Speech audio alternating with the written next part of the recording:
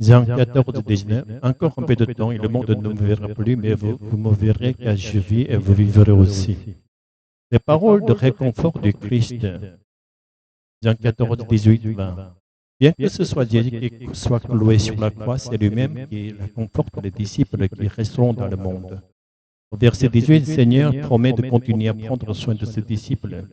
Bien qu'il rende son dernier souffle sur la croix, il ressusciterait, montera au ciel, puis enverra le Saint-Esprit, le Consolateur, à sa place.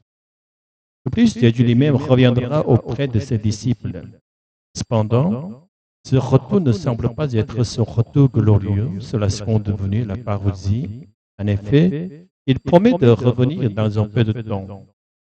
À ce moment-là, ceux qui ne croient pas en Jésus, c'est-à-dire le monde, ne pourront pas le voir, mais seuls les disciples le verront. Comme le retour de Jésus dans la gloire sera visible à tous, il est presque certain qu'il ne s'agit pas ici de la parousie. Il s'agirait donc d'une venue spirituelle, où seul celui qui a la foi pourra voir Christ. Ce Christ spirituel est celui que seul Paul a vu sur le chemin de Damas, bien qu'il soit entouré d'autres personnes, et celui qui a été navié alors qu'il rendait son dernier souffle sur les pierres des Juifs. Ce Christ qui vient en esprit est celui que nous voyons par la foi. Si nous pouvons voir le Christ qui vient en esprit, c'est parce que le Saint-Esprit est venu en nous.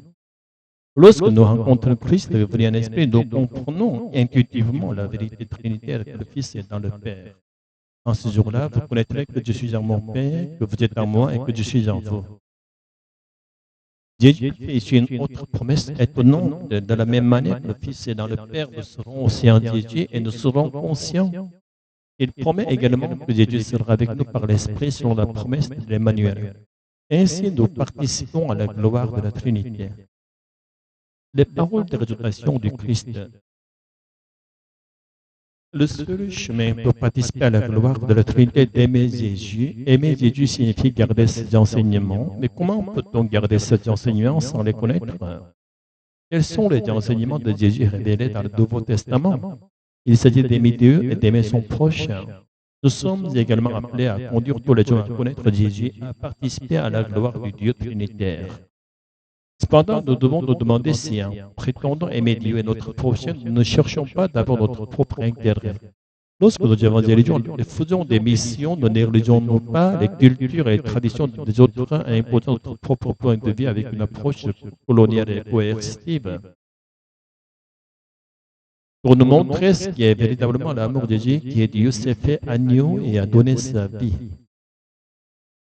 Il n'a même pas mené une guerre de conquête avec des chars et des soldats, mais il a été élevé sur la croix pour que le monde réalise la gloire de Dieu et revienne à lui.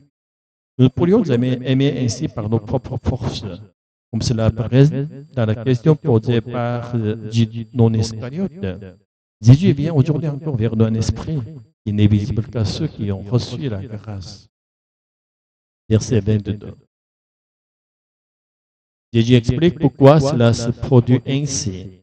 Nous ne pouvons recevoir la grâce de Dieu lorsque le Dieu trinitaire, le Père, le Fils et le Saint-Esprit est avec nous. Seuls ceux qui ont réalisé la mort de Dieu peuvent reconnaître Jésus comme Dieu et aimer la Trinité. Seuls ceux qui aiment Jésus peuvent garder ses enseignements. En revanche, ceux qui n'aiment pas Jésus ne peuvent pas garder ses enseignements. Si nous aimons Dieu et le monde, cela doit se traduire non seulement par des paroles, mais par le fait d'inviter nos voisins à participer à la gloire trinité que nous expérimentons. Cela n'est possible que parce que Jésus nous a aimés en premier, nous a envoyé le Saint-Esprit et nous a permis de connaître et d'aimer Dieu. Que nous soyons de ceux qui connaissent cette vérité et la gardent. Au nom du Seigneur, alléluia, amen.